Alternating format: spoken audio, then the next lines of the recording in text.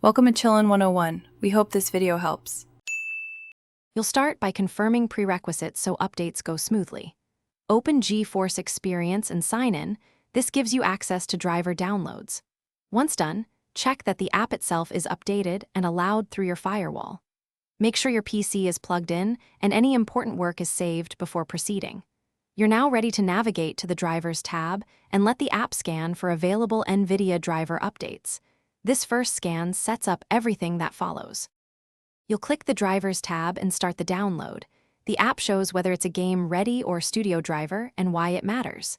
If you need a clean slate, choose Custom Install and check the Perform a Clean Installation box to remove old driver files. While downloading, monitor your internet and pause intensive tasks. Downloads can be several hundred megabytes.